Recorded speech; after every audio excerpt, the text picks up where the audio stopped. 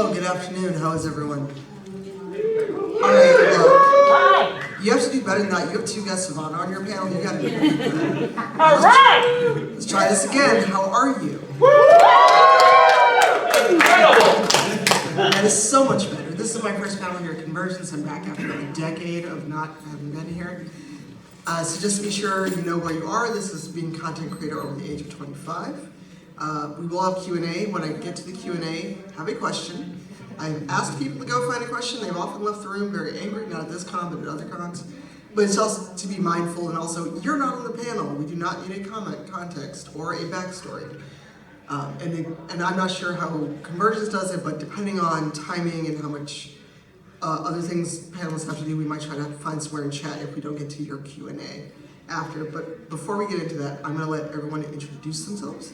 Starting with Brian, who are you, what do you do, and what kind of content creation? I get that question a lot. Who are you? Who are you? Where did you come from? What do you do around here?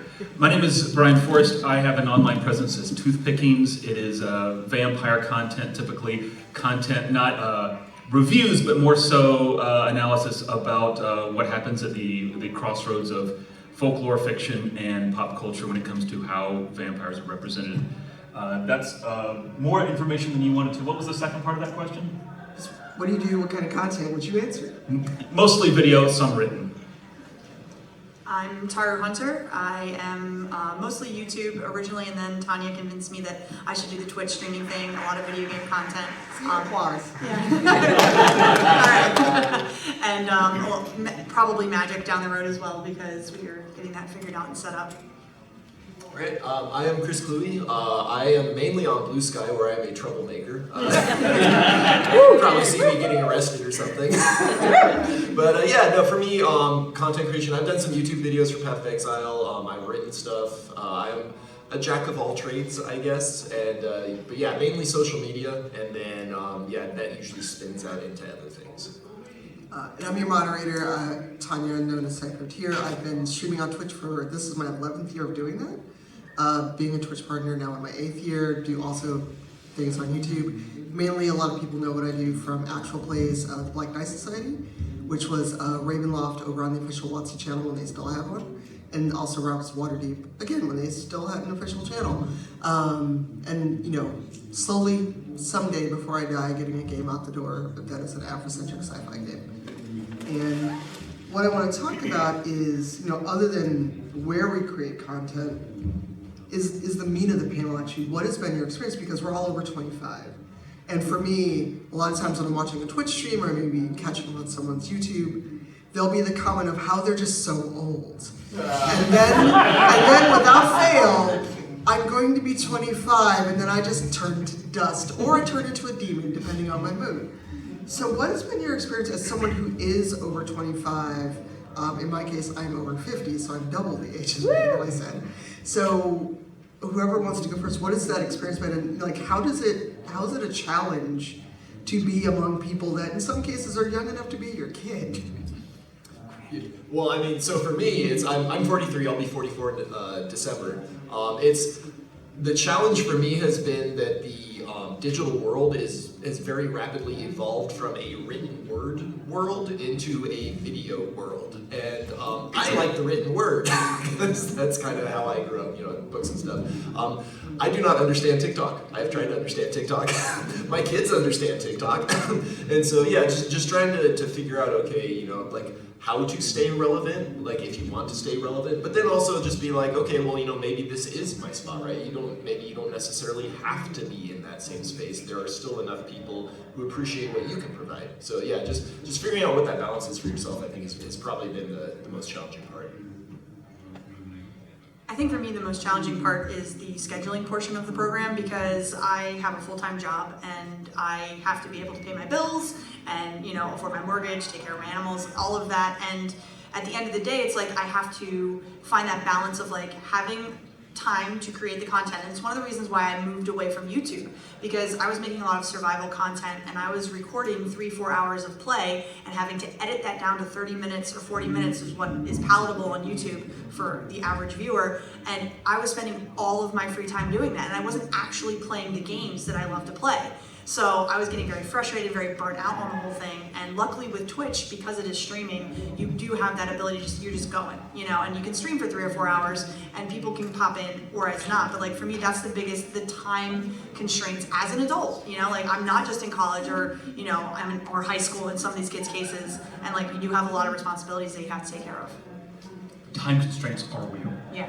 That's a real problem. I haven't had quite that issue that you mentioned at the beginning because I found that my audience tends to be older, in many cases older than me, or at the very least 30 up. So I haven't had to deal with feeling like I need to be in the home quite yet. But if there are younger viewers to my work, they're being very quiet. So the downside of having an older audience is it's a much smaller audience. There's fewer people to draw from.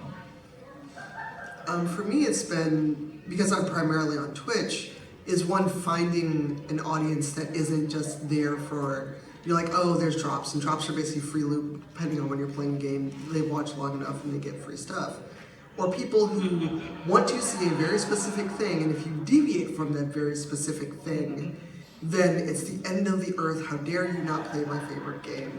I mean, that's across all content creation, I think, but it seems to be more prevalent with younger viewers. Like, I'm a big Baldur's Gate nerd. That's how I met Taru.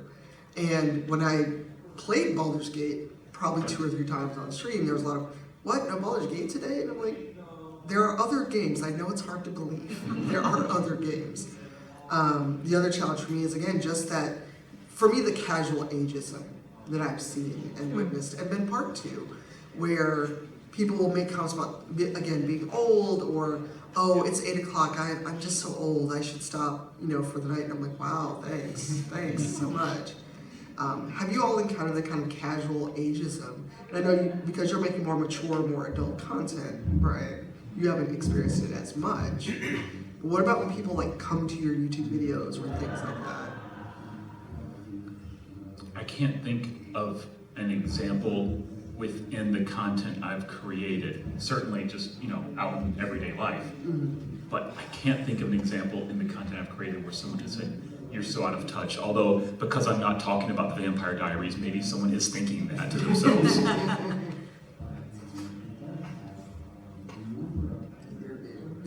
I mean, I cover a whole broad spectrum of stuff, so I think for me a big part of it is that like I consider myself still young, even though, you know, I am in my mid-40s, and I've also been blessed with good genetics, which a lot of people are like, wait, you're that old? So that also helps a lot, but yeah, no, I think a big part of it is, you know, just kind of like, I don't know if it's shrugging it off or just being like, okay, yeah, that's your opinion, but I mean, you can be old and still be young, like, does that make sense? Like, you know, we all like to do things. Like, just because you're getting up in years doesn't mean you stop liking to do things. Like, your age has nothing to do with what you like to do.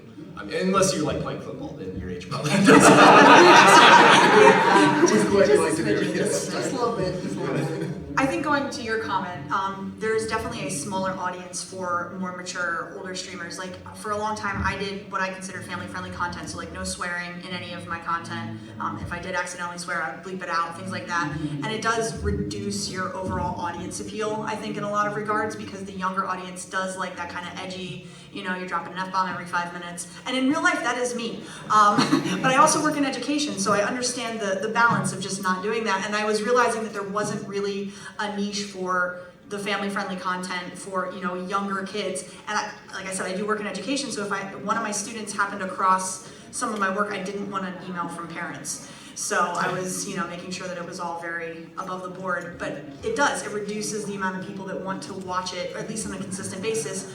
But I find that fan group also tends to be more intense and more, like they welcome you in a more warm and inviting way, instead of that sort of surface welcoming that you get from these young kids that just want to touch this content for 5 seconds. Okay, well, I clicked the like button, I'm done now. A little more loyalty. Yeah, exactly, yeah. So we talked about, you know, the kind of casual ageism, things like that, and the places we create. What has been a challenge for building community? Because for me, trying to build community is harder because sometimes it will still skew younger people who find your community. They want to join your Discord, and some days I regret having a Discord. I really do. So what has been that challenge? Because for me, is finding people where they may not even be in the same age range, but they're older than, say, mid-30s, mid-40s, but they also know how to act online. Well, I mean, so for me, the specific example that I can actually point to was when I got banned from Twitter for impersonating Elon Musk. 'Cause that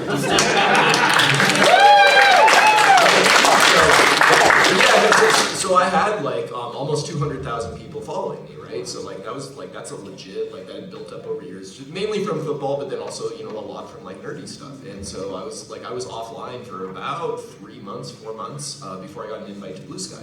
And then when I started up on Blue Sky, like I only had maybe 500 people following me, 600 people, to come over, because like people didn't really know that was a thing yet. So it was like, okay, I have to essentially rebuild everything from scratch. But I was willing to do it because, again, for me, it was just like, this is just who I am.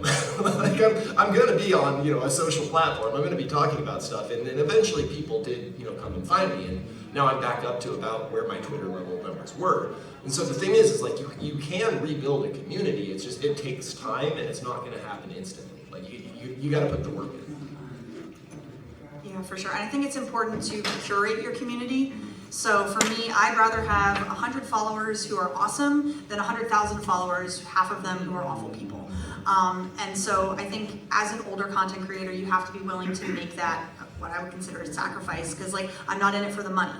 Clearly, like we're not here for that. It's a matter of like, this is a community that I love. This is something I love doing and sharing with people. And so for me, it's not about like, oh, I have 100,000 followers. It's like, no, I have 100 really good followers that I really get along with, that constantly engage with my content, that are there. And like, that's the point for me that I realized. I was like, okay, that's a different perspective, because like all these young kids are all about the numbers. And like how many likes, how many follows, how many views, all this stuff. And they're like keeping spreadsheets of it. Like I know younger creators who are like keeping data points of this stuff. Like even fanfic writers having data points of like how many kudos versus how many comments and things like that. I'm like, if that's what you're focused on, you're going to be miserable in content creation, because there are too many options out there for people that even if someone hyper fixates on what you're into, like there's only so many hours in the day for people to be consuming content. So like having that tight-knit community to me is a better choice. I think you're right. You could get your numbers really, really high for followers and engagement if you were willing to do whatever it takes to get that, and then hate yourself later. But the challenge I have found, aside from finding the time in the day to do it when you have other responsibilities, the number of possible platforms that are out there that you have to say, oh Christ, I gotta become an expert in this now. I started on Twitter back when, in the olden times, mainly to drive content I was writing on Medium, and then eventually started doing YouTube videos, and so I used Twitter as a redirect for that, and then over time found that I had curated a very good Twitter following, not only for myself, but really the people I got to look at and follow and enjoy their content on Twitter. And then when that all went to shit, I put off joining Blue Sky for the longest time, and now that I'm on Blue Sky, it's, like Chris said, it's going from the very beginning again, trying to find some of those people I enjoyed engaging with before, hoping they'll find me, not sure how to make that happen, and trying to make the decision, do I even invest the time in learning? Today it's Blue Sky, but what will it be when it's something else? When Blue Sky eventually shitifies and now we have to go to Mastodon or something that hasn't been invented yet. For me, the challenge, like all of you, is jumping to Blue Sky. I am only on Twitter. If you ever see me post, it's because I have to do my influencer penance, and the company I'm working with is not on Blue Sky. There's also people squatting on names on Blue Sky, so some companies are on Blue Sky, but not really. The other part for me has been, I moderate very heavily. Part of that is due to experiences I've had online, not going to get into Gamergate here or at all, but I was one of those people that was harassed by Gamergate when it started. So I had to very quickly moderate and lock down and very quickly curate my community, and a lot of it turned into the people that were the worst at being part of that dark side of gaming were often very young people because they got sucked in, etc. But there are still people our age that are part of that clique, and it's terrible. We didn't talk about it at the beginning, but I did want to kind of talk about what actually got you into creation. How old were you when you got into content creation? Whatever that content may be. Right, How broadly do we want to define content creation? Things that you were putting out online or in some format for other people to read, watch, what have you. Things that are not purely for you. For me, I would put it at, there was a brief spat in the MySpace days. Oh, God. So 2006's, but then in my current form, I would say around 2016, I started getting involved with the kind of content I'm doing now. And it's been slow and little by little trying to find my people. So I started with content creation, I guess would have to go back to, I was responsible for creating the House transcripts when House was on television. I ran a website that curated typing up word for word everything that was said in an episode, so that, because at the time we didn't have DVR, things like that, so fanfic writers utilized that as a source of information so that you didn't have to VHS record all of your episodes yourself. And then I got into forums and message boards from there, lots of fanfic, but that was, when House first came out. I don't even remember what year that was. But since then, I've made a strange journey through the content creation world. I got into YouTube probably 7, 8 years ago now. Got pretty heavily involved, then took like a 4-year break, and now I'm doing Twitch content and also just like having more of an online presence at that point. So yeah. But I like talking to people, and I like having people to talk to, and that's part of why I got into it, because it opens a world that you wouldn't necessarily have access to. Yeah, so my journey is definitely going to be unconventional, because it's technically, I believe it probably started when I was in high school from playing football, where I've always been a part of the content, right? And so I'd say in terms of like nerdery, geekdom, stuff like that, probably being a member of a top World of Warcraft raiding guild, that would be kind of a start, and then being on the message boards, as well as when I first joined Twitter, because people obviously knew me from being on the Vikings, but then being on Twitter was, okay, here is Chris not as a Viking, like here is Chris as his whole self, and that really kind of started taking off. So I think that was back in like 2000, I want to say like 2007, 2008, probably somewhere around then. But yeah, no, it is, again, probably not the normal path, because I've been trained to be on camera, right? Like I've been trained to be in front of a lot of people, like that was my job. And so now it's different in that, obviously I'm not playing Path of Exile in a stadium, 65,000 people, but it is similar in terms of you got to be able to interact with your audience. You have to be able to actually engage with people, and it's at the end of the day, it's all people. Like we're all human beings trying to connect with each other, and if you can make that connection, that's what's going to both help grow your audience and also make you feel better about yourself as a person.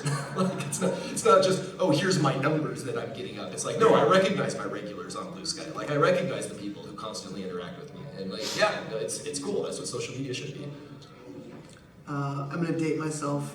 Going way back to fanfiction.net. Yep. That's why I'm on the fanfic panel tomorrow. But so don't laugh. Hopefully, one of my first things that I put up for other people to read was Mighty Morphin Power Rangers fanfic. Yes. So you're not gonna find it, but it's there. And then mainly writing fanfic actually, but then when Dragon Age Inquisition came out, because I'm a big Dragon Age nerd, I know my people are here somewhere. There you go, at least 1, 2. Hey, there we go. Yes, I have the Grey Warden Commander tattoo, so I'm a big nerd. But then when Dragon Age Inquisition came out, because I had been watching Twitch and trying to understand what it was, and when I discovered I can stream from my PS4, it was all over. It was downhill from there. So whatever exact day Dragon Age Inquisition came out, that was my first day to stream, and I have not stopped since. So that was like the content I was putting out before I started doing TTRPG stuff. And I was, not counting writing fanfic, in my 20s, I can say probably in my 40s, is really starting like what people consider content creation. Well, and I think that's important to point out is that like this wasn't necessarily something you were dreaming of as a young person, right? Yeah, I wanted to be a novelist, and now Right. look where I'm at. So again, like you can start at any age. The question is just, are you going to do it, right? Like I mean, there are certain things that you can't start at any age. Again, athletics being one of them. But for a lot of content creation stuff, like if you're thinking about doing it, you can do it. It's just bear in mind, it will take a lot of work, like because you are competing against other people, and there are other people who are looking at it as a job, right? So you need to decide, okay, am I doing this as a job, or am I doing this because I like doing this, and if I happen to make some money off it, okay, cool, like that's something that I appreciate.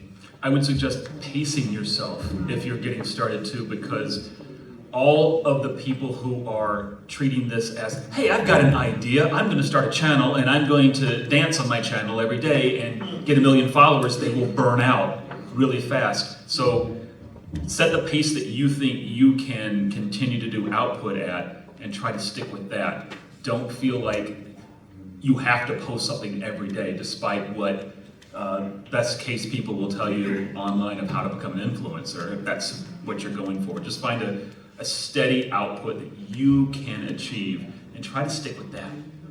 Well, I think there's also a difference, especially because we are older, in trying to be an influencer versus a creator, because as a creator, I can write a fanfic and put it out, I can do a blog post and put it out, I can get on a stream, versus an influencer where I want a brand to notice me senpai.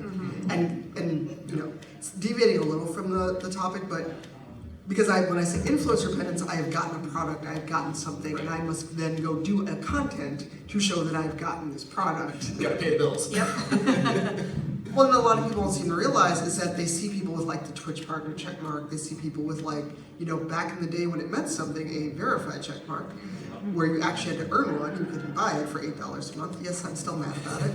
That's why I got banned. Look, my Twitter's gathering dust. But you know, in those days where people would see that, they would see it as a status symbol versus someone has put in 5-10 years of work before we ever knew who they were. And that's something that, you know, I've talked about in other panels. So I think how you're framing it, are you trying to be an influencer? Are you trying to get someone to follow you on Twitch, Twitter, Instagram, what have you? Or are you trying to do this just because you really like Dragon Age, Baldur's Gate, what have you, and because you love this, you want to go share it? And that could be at any age. It doesn't have to be because you're like a 19-year-old that has discovered video games or what have you. Well, and those two can overlap. Oh, absolutely. Like you can start doing something because you love it, and then because people appreciate that, now all of a sudden companies do want to work with you. Yep. It's like, okay, then you need to figure out, like, especially when it comes to like, you know, advertising stuff, right? Yep. Product placement. Like, you need to figure out what will my audience be okay with. So like when I was back on Twitter and when I was playing, you know, I would have companies be like, hey, can you talk about this product? And I would tell them, I'd be like, yeah, I'll do it, but it's going to be in my voice. So you got to be okay with that, because otherwise I don't really need your product. Like, yeah, I appreciate it, but you know, at the end of the day, I'm going to be me because that is what people expect. That is essentially who I am. And so, you know, it becomes very obvious, like when you do something where it's like, and now I am selling you this, right? And that can tend to drive people, you know, away from you because they get the sense that you're not genuine anymore. So that's another thing to think of. If you are thinking of like trying to monetize something, how are you going to do it in a way that lets you still be authentic to yourself, as opposed to people being like, oh, you're selling out. Like, why should I still follow you? Like, you just did it for money. You used us to get money. So. Well, like I said, I work in education and I see so many kids now going, oh, I want to be a YouTuber. Oh, I want to be an influencer. Like, that's literally their career path that they're looking at like 5 years old, 7 years old. I'm like, guys, what are you doing? Like, no. Because there really is such a saturated market at this point. And so for those of us who are older, who have another, you know, path of career, like, you have to do it because you love it, not because you think it's going to make you money. Because 99% of the time, it's not going to make you money. And if people feel like you don't actually like what you're doing anymore, they're gonna respond to that. And so like you're gonna lose what little community you did have or what followers you did have because people are gonna be like, nah, that person's not into it anymore. Like I have a friend, he's been doing YouTube for a long time and he has over 20,000 followers on YouTube and he does one video a day, every single day. And the dude has a full-time job and it's like edited videos, all right, of survival content, things like that. And like, I could just tell when he got really burned out on a lot of the topics. I'm like, buddy, it just doesn't feel the same anymore. He's like, I know, but like I feel like I have to, continue with my community because these people are expecting a video a day. And I'm like, trust me, your community, they care about you. They're not gonna care if you do a video every other day or a video once every 3 days. And he went and tried it, and it was a huge shift for him because he was freaking out because he thought he was gonna lose a bunch of people, and he didn't. He actually gained people because he was starting to really love the content he was making again. And that's where you have to be like, I'm an adult person and I need to make adult choices. And sometimes I need to think about myself first instead of the content that I'm creating. Can I ask this question that was not on necessarily your schedule? So it's funny, I was just going to ask you because you said you had questions, so please. Well, both of you guys have brought something up now that I wanted to ask you about, and that is how much engagement are you doing with your audience? Are you responding to comments directly? I'm sorry, not like a DM version, but are you responding to public comments? Are you just picking out one or two that seem like this is something that I want to respond to because I want the audience to hear what I have to say about this? Or do you find it more valuable to respond to as many as possible because that keeps your community going? So I'll respond to everything except if a post goes super viral. So we're talking 16, 17,000 likes and probably over 1,000 replies. And in that case, I just physically can't get through all of them, right? But for the most part, every single reply on my feed, I will at the minimum read it, and then most of the time I will respond to it because again, for me, that's the purpose of social media, right? Is that to get that engagement with people, and I think that kind of comes through with with people who have been following me is that yes, I do listen to you. Unless you're a jerk, then I'm probably just gonna block you. You get one good chance at a first impression. But yeah, no, I think and I also realize that a lot of people don't have that time, right? Because that does take time, it does take effort. You do have to be willing to engage in all that. And there are times where I'm just like, oh man, that's a lot of replies, right? But at the same time, it's like, well, if I didn't want the replies, I probably shouldn't have posted. So yeah.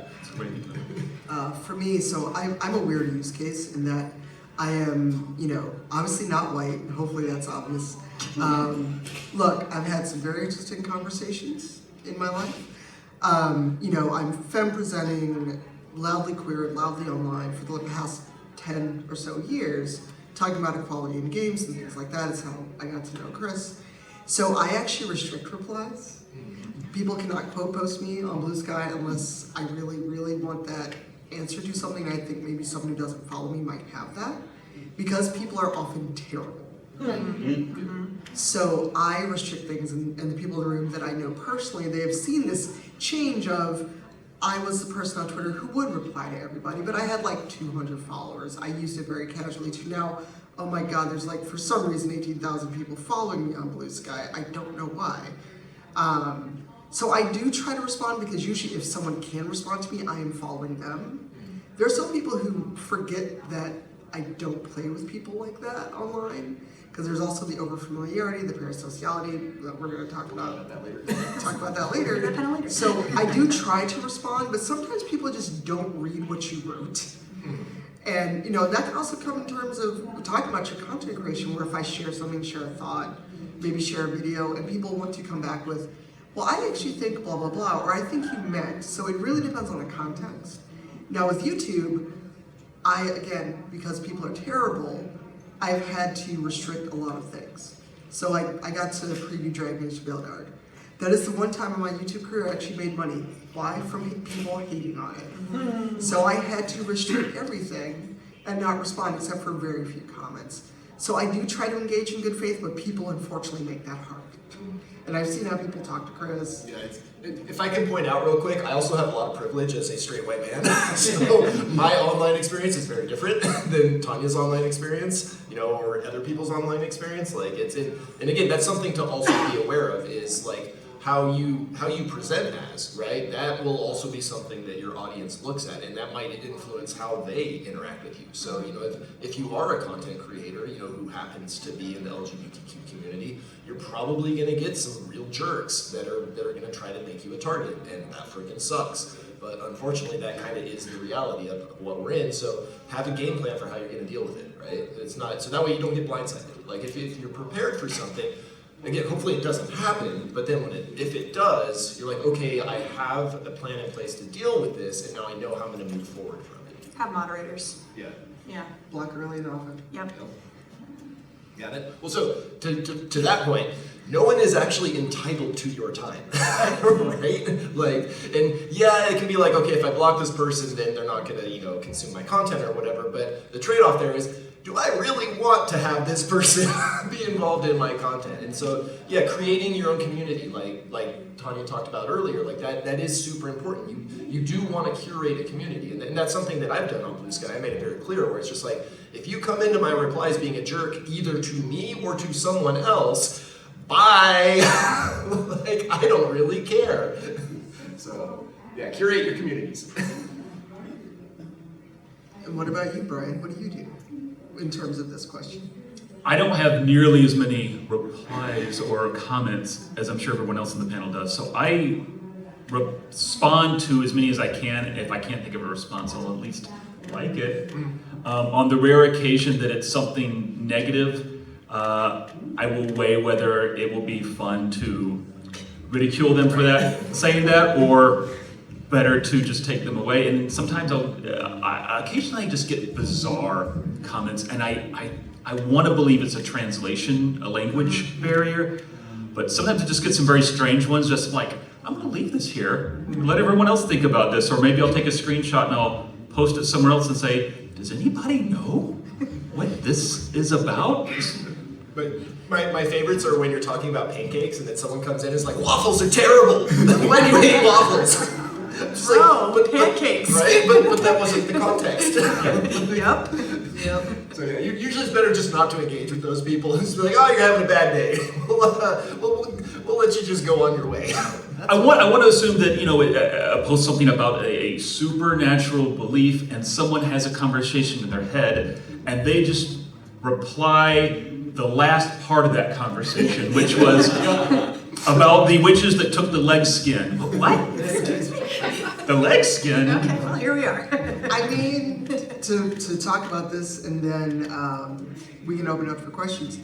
Since you brought that up, we've had interactions, not we personally, but I've had this in my Twitch chat, where people are having their own conversation that has literally nothing to do, and again, as adults, we're sitting here going, are they okay? Where did this conversation come from? And they are sometimes literally, they think they have replied to something you said, or they're replying to someone else, but this is a public Twitch chat, we can see you. Yep.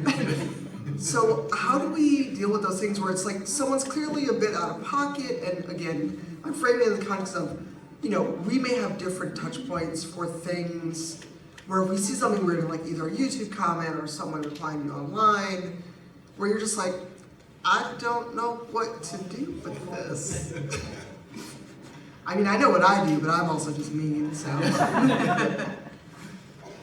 And if no one has a response, we can start opening up questions. I'm good with questions. Any thoughts on that? Like, how do you kind of deal with that? You are on your own level you are on your own planet. Going back to the conversation where, like, again, we're a different generation than a lot of the people who are consuming our content. And I think a lot of times kids just don't realize how public and how forward-facing a lot of this stuff is. It's like, guys, anything on the internet is forever. And they do not fully comprehend that because their brains are not fully developed. I do not blame them. They don't have fully developed brains. Go on with your bad self. But, like, they just literally can't like, they're having a conversation with their friend about what they're gonna do tonight. They're gonna go to the movies, and you're like, bro, I'm playing Ark and the dinosaur's eating me. It's not time to talk about going to the movies. Like, what is happening? And so I think it's a generational thing a little bit, but also it's like, okay, I'm just gonna ignore that, and then if it doesn't go away, I'll be like, hey guys, can we stay on topic, please? Like, if you wanna take that to DMs, or, go to your texts on your phones, which you probably have each other's numbers if you're planning to go to the movies together. So, Twitch chat, maybe not the place.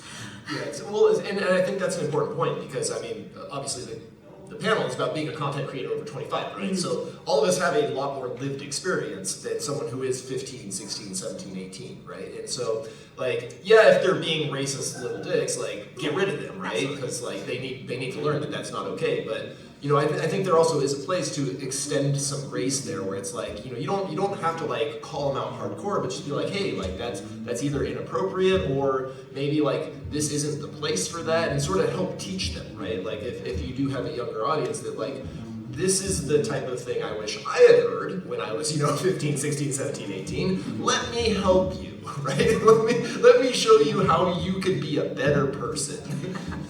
And as a note for that, in spaces you don't need a moderator sort to do that. That is actually one way to help keep the community really well. Because a lot of times people are like, well, I don't have a mod sort, I don't want to say anything. But if you show that the behavior is not okay, especially again, if you are older and you are someone who's trying to help curate a community, or you want to be in this community in peace and quiet, when you can tell people, hey, maybe let's not use that language, let's not do that, because we often on Twitch there's a problem of ableist language, of inappropriate language, or just being way too familiar, which again we're going to talk about tomorrow, I think. I don't know my schedule off the top of my head, I'm sorry. But with that, we've got about 25 minutes left. I do want to open up to Q&A. I don't know if we have a mic or if people just want to form an orderly queue in the middle of the room, if you can stand. There's these cards. So Ah, you call exactly. people out by color. Oh, well, I'm glad someone explained that to me. Is that what the point of those is? That's what the point of these is. All right, so since you have the cards, you can hand them out. Oh, everyone's got them. Yeah. Got it. Whoa. This way you can identify someone by just saying green X. They only or introduced this a couple of years ago, and we're still all getting used to it. So. I It's love like an it. auction. Brilliant. Greetings! $5. All right, so hold up a card if you have a question. The tic-tac-toe in orange. Yeah, so I'll just sit. Can everybody hear me? Yeah. Acoustics are good. With content creation, especially for somebody just starting out, you've all kind of alluded to the community building aspect of it. And when a lot of people decide, hey, I want to start on Twitch, I'm going to start streaming whatever thing on Twitch. How do you do that to an audience of 0? Right? It's really awkward. Like, you have to do the talk to yourself thing. Like, how do you approach that and like build from that? Actually, so I can answer that because my older kid has been doing that. Really? Yeah, he really wants to do. I think he just got his 50th follower. For, Awesome. Yeah, like right. So, but again, like this is like he's really into drawing. Like watched a lot of art streams and like was like this is something I want to try doing. And it was very much like. Yeah, I'm just gonna put my stream up and I'm gonna draw and like if people show up, I'm gonna talk with them and like and it took I think it's been about 7-8 months at this point to kind of get to the 50th follower to actually start being able to do stuff on Twitch seriously. But yeah, it's just consistently showing up, interacting with the people that do show up, and then understanding that. Primarily, you should be doing this for you, right? Like this is something you do want to do, and if there was no one watching you, would you still be happy doing this thing? And if that's the case, yeah, absolutely. Like that's you'll be okay. If you're not happy doing it, if no one's watching, then you're probably not going to last very long because you got to make art for yourself before you can make it for other people. So yeah, I would say just do the thing, right? Like that's really what it boils down to, and eventually people will come.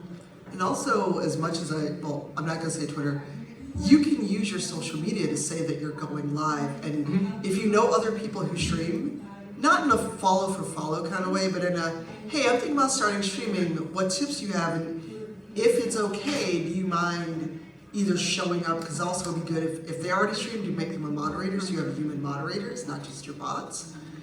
And get the word out there. Don't be obnoxious about it, and don't make your social media just every single post is a go live post, but just put it out there. Hey, I'm thinking about starting streaming. Here's my link. I'll post when I go live. If you are in a Discord or you have a Discord, you can actually set it up to automatically post when you go live.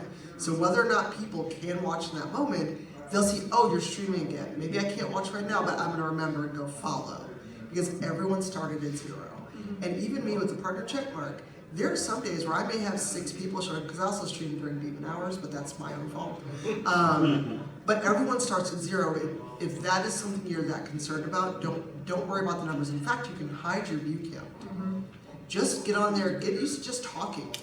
Just talk like you were talking to yourself, you're solving a problem, whatever you're doing. And if you enjoy it, because for a lot of us during the height of the pandemic, that was our socializing. that was me getting to talk to people again. It's like how I met Taru. I finally got to see Chris again, like after many years because of the pandemic and streaming. So do it for yourself above all else, and don't worry about the number. If you're trying to monetize from day zero, I would say reconsider why you're trying to do it. Because hopefully all of us are either gainfully employed or doing something else to earn money. We're trying to stream with Twitch is not our main. Because I will tell you, I have been doing this almost 11 years. To this day, I still do not make enough to pay all my bills. I would need 1,500 consistent subs to pay all my bills on Twitch.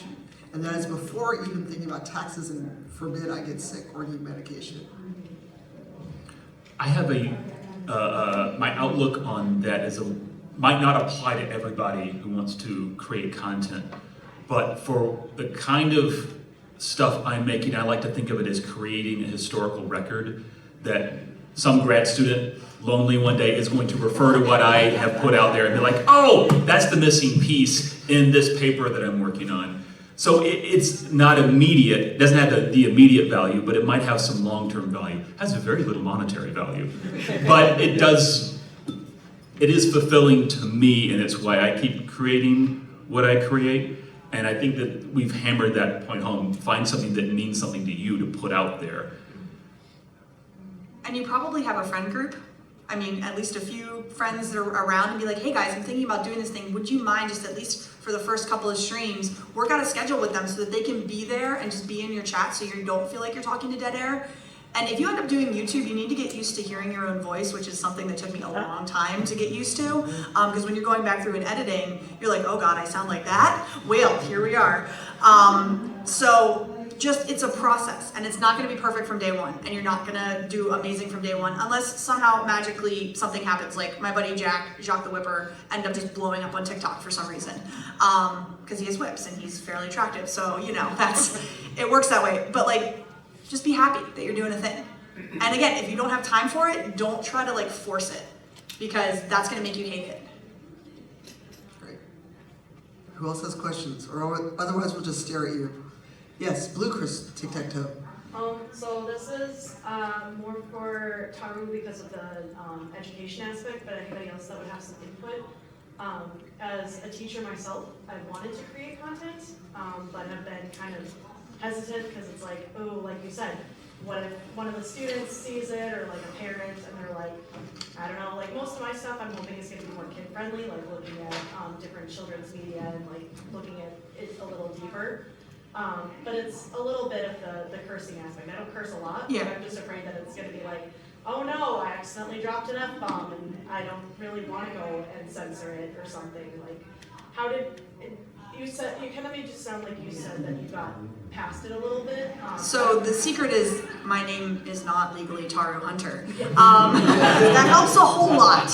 Also, if you are with older kids, don't talk about it with them because they will be like, oh my God, I want to follow you. And you're like, no, you're not doing that.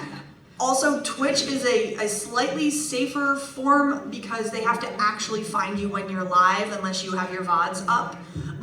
YouTube is, it is a repository of everything. So for me, when I was doing the YouTube thing more frequently, it was, it was all family-friendly content. And there is nothing to tie my legal person to the name of Taru Hunter. But you do have to be careful because this is the world we work in. I'm not out of work because guess what? It's not okay. That's a whole nother topic. But you have to realize that it could come back. And if, administration or whatever goes, excuse me, what is this? Realize that you can't create all the types of content, right? You can't create super spicy adult content online. And so there have been several cases where teachers have gotten in a whole lot of trouble for either OnlyFans or other content that is not bullshit. It is. It's absolutely ridiculous. It should not be a thing, but it is. And that's the world we live in. Unfortunately, we do have to play by the rules. So just realize, figure out what kind of content you want to create and then curate it in such a way that if your admin were to ever come across it, there wouldn't be anything that could really get you in a lot of trouble. And I have to live by that philosophy too. My day job involves video production. So when I'm doing YouTube videos, not because I'm worried that any of my bosses are going to see it and see me cursing and worry about that, but I do want it to look good and sound good because if somebody I work with comes across it, I want them to at least think I'm competent in that minimal thing that they're going to entrust me with their budgets to create. I was a freshman football coach for 5 years, and then I got fired for getting arrested. So probably don't do what I did. But yeah, no. For me, it's, echoing what Taru was saying is that like, especially with older kids, do not tell them. Like they were the, occasionally one or two would figure out like, oh, you're on social media. I'd be like, yeah, but I'm not going to tell you to follow me because it is probably wildly inappropriate for you. And at the same time, like you should probably talk with your parents about the fact that you're trying to find me on social media. But it also comes down to what kind of community you're in, right? Like what do your administrators believe? What do the people who have power believe? And is it worth it to you to lose your current position to do something else? Like, and that's, and there's no right or wrong answer to that, right? Like, it all depends on personal circumstances. It depends on, what in particular you're doing. But that should always be the question of, okay, would I be okay with the consequences of my actions, right? And there are ways to mitigate that. There's ways to get around it. Obviously, don't use your real name, right? Like, don't don't do stuff that your administration wouldn't be happy with. But you are also, at least for now, an American citizen with the rights of the First Amendment, which means TikTok. For hopefully a longer time than today and tomorrow.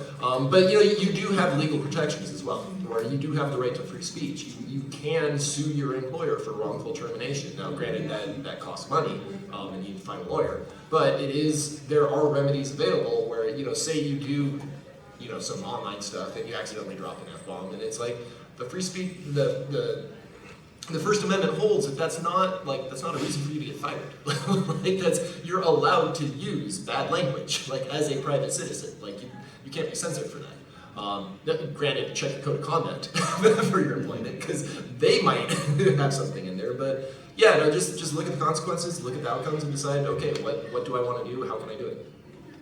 I will abstain because my content is not family friendly and I do not teach.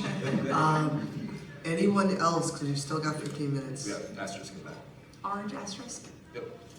I was curious if you have strategies regarding like the nonsense that's going on with both TikTok and Twitter over the past few years, where 1 minute TikTok's going away and then it's not going away and then it's going away again. And if Twitch simply went down tomorrow, what kind of strategies do you have to position yourself for success going forward when it's so uncertain? It's like when I put a shop in a shopping mall, if I thought the shopping mall would blink out of existence for a month and then come back a month later, but maybe not. I don't know if I put that shop in that shopping mall. It's a lot of effort to build this stuff on these platforms that are so unreliable. I'm just wondering how you approach some of that. For me, I took a day job in the games industry, and well, we see what the games industry is like. Y'all laugh. It's not funny to get an email at 8 o'clock at night and then find out you don't have a job the next day. So for me, that's what I did because the creator economy is tanking. It is, just straight up. For me, I had other irons in the fire. I have sponsorships. I have other things that I can do. But also, I'm a 52-year-old adult with a bunch of skill sets that I can go apply elsewhere if I really need to go back in the day job world, if I want to go back in the games industry. For anyone, especially if you are older, you have responsibilities, you can't afford to quit your day job, or if your day job goes away tomorrow, I'm going to put that back in. If your day job went away tomorrow, do you have a strategy of what to do? Or like many people, you're like, oh, well, I'm screwed because that job is now gone. A lot of people get into content creation as their one and only true thing to do, regardless of their age. My strategy with Twitter is I don't use Twitter unless I absolutely positively have to. Like you, Chris, I do not understand TikTok. I have an account. I do too. And then when it was like, TikTok's gone, and it literally was gone for a week, I was like, well, that was fun while it lasted, and then I just kind of forgot it existed because nobody watched my TikTok anyway. But have multiple irons in the fire and never bank on just one thing. Have skills, learn how to video edit, and then you can transfer that skill to other things, like Brian's day job is video editing. Have skills that are not just getting in front of a camera on Twitch, or not being on camera and talking, and hoping it brings you money. Yeah, one thing that always really struck me, John Scalzi, he talks a lot about yeah. this on social media, is that if you are really invested in doing this, you need to own your own website. Like you can go through other platforms, but you need to own your own content. You need to own how it gets out to people, and then you link to it from other places. So that when those places go away, you still have everything you have, right? To get a little more leftist, own the means of production, right? Like that's where your power comes from. You know, don't let someone else own that, because again, like that. What you said is true. You know, TikTok could, right now technically the US government is in violation of the law because TikTok should be shut down. We passed a law that TikTok should not be allowed in the United States. We're choosing to ignore it because apparently laws don't mean anything anymore. But you know, that was passed by Congress. So yeah, there is a very good chance that TikTok will just up and disappear if they decide they want TikTok to up and disappear. Same with Twitter. Twitter is owned by Elon Musk. Like, you know, and he currently uses it for right-wing propaganda. He might decide to just shut it down because he's bored with it. Like, you know, you don't know what's going to happen there. One of the reasons I really like Blue Sky is because Blue Sky is a decentralized platform. Like, there is the team that runs Blue Sky, right? But it is not owned by them. So, like, there are people creating their own networks using the Blue Sky framework, which will continue going even if, like, the Blue Sky ownership group gets bought out. And they deliberately made it that way so that no one group could own the whole thing. Now, that being said, you still need to own your own site, like, if you're seriously interested in doing this, because now it's you and your ISP that, that determine the site. But yeah, it's, again, just have things under your control, so that way you're the one who decides what happens with them. But I highly recommend having other irons in the fire. It's the same thing I tell kids who want to, pursue a professional football career is 0.1% of you are ever going to make it. The rest of you need to stay in school. You need to figure out what you're going to do with your life, because it's not going to be professional football. Well, and like the skills that you develop working with any of these platforms don't go away, right? You get to keep those skills, you hone those skills, you work on them over time, you get better and better and better. If you do end up having to switch a platform or move to a different type of media, that's not going anywhere. Like my ability to talk to people, that's something I worked on. I've worked at Renaissance fairs, I've done all kinds of things, I've been lots of forward-facing jobs. So like that's a skill that I have that I can use. So no matter where it ends up being content creation, like I can use that skill. And so just work on those skills that are going to be transferable anywhere as well.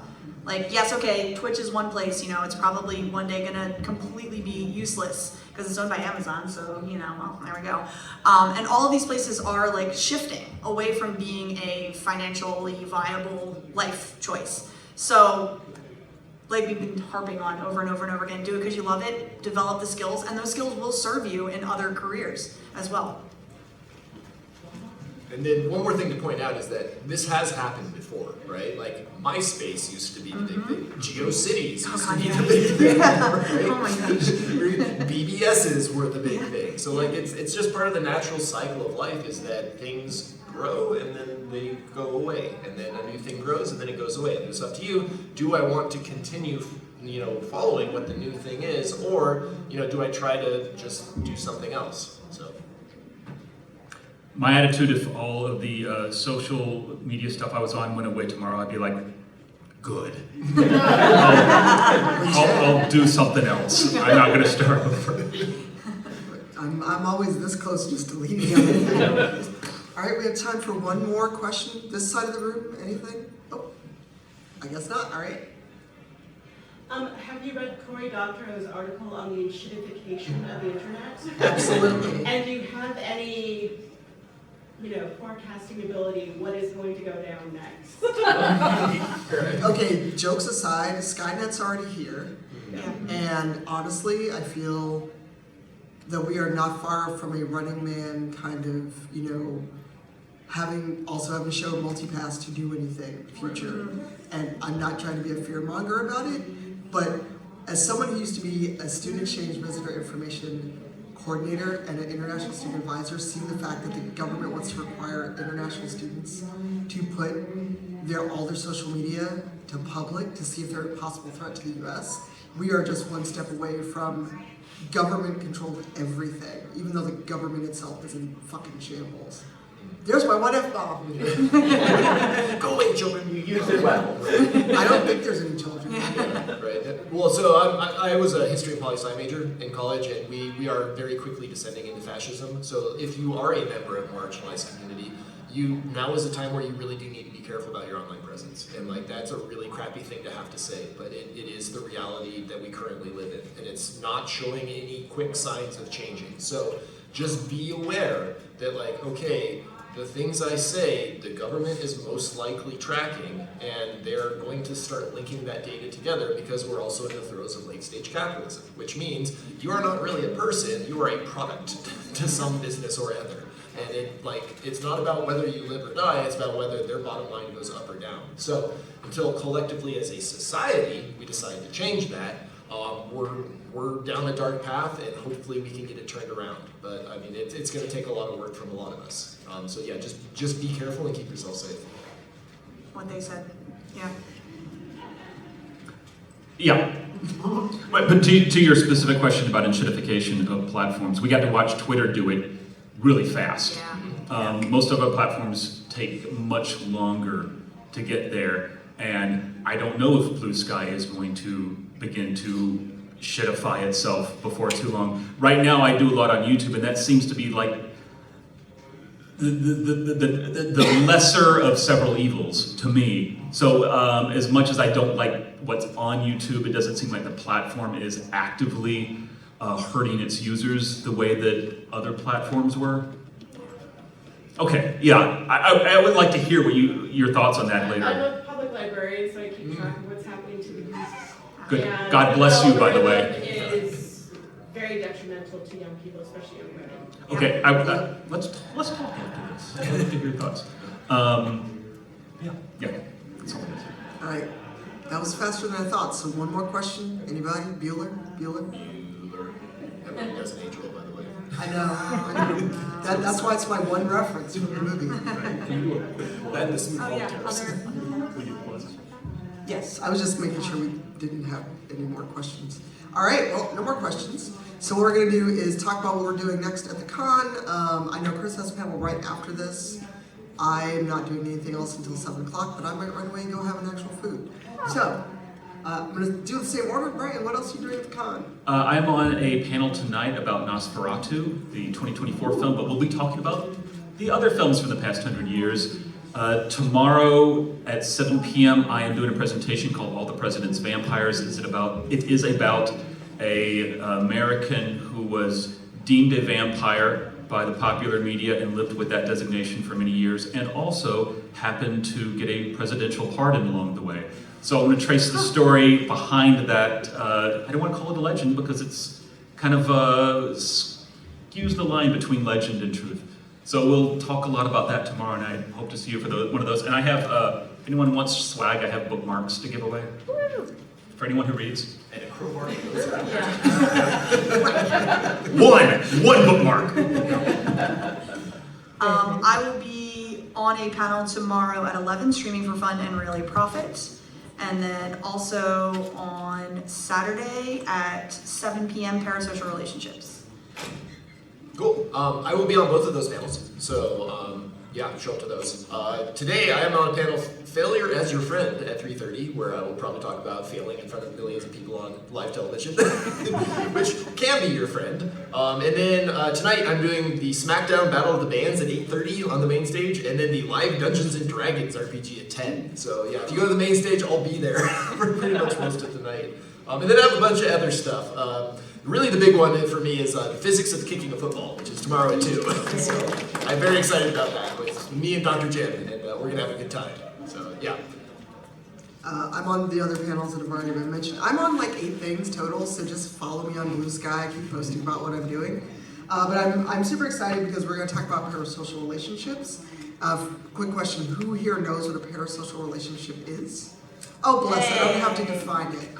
Which means you probably need to send someone who doesn't know what they are. Find someone who doesn't send them.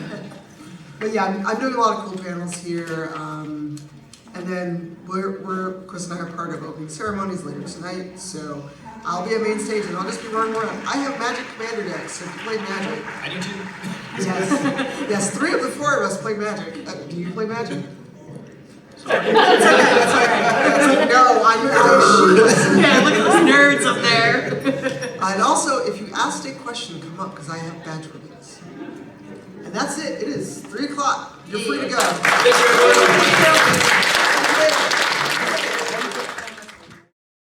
Add to the discussion by commenting on this video.